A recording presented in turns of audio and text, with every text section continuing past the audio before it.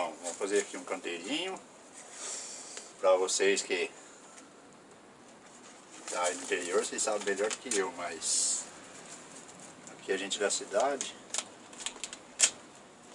não tem terra, não tem nada, é difícil. Mas eu cavei um pouquinho aqui, ó. Eu vou plantar uns pezinhos de quiabo aqui. Talvez daqui uns 3 meses, 2 meses a gente volta e mostra pra vocês como é que tá.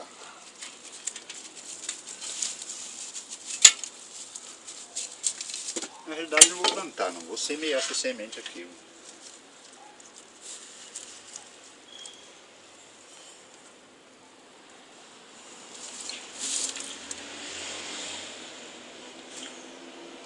Aqui não tem bicho, não tem passarinho que come, então não tem problema não.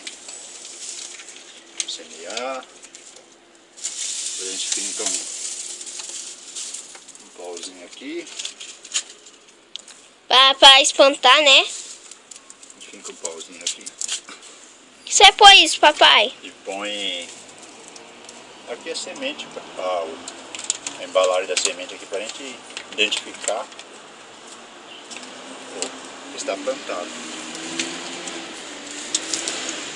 Por enquanto hoje é só, outro dia a gente volta para mostrar o resultado. Se Deus quiser vai ser melhor.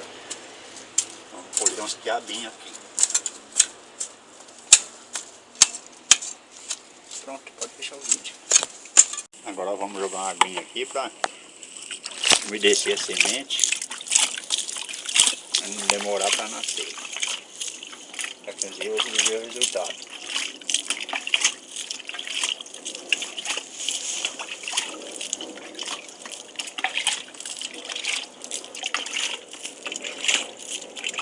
Certo de fazer com um regador, mas no momento de eu ser regador, colocar a mão dele, não tem problema. Um pouquinho pro cachorro também, né? Já tá com calor.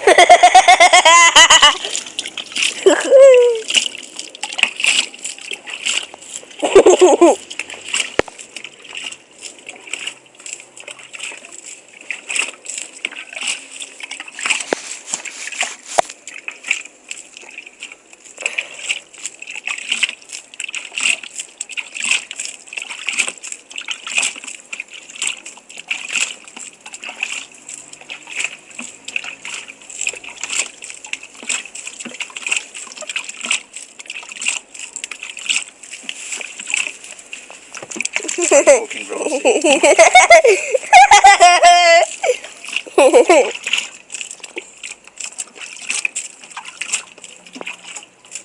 Chega, tá bem molhado já.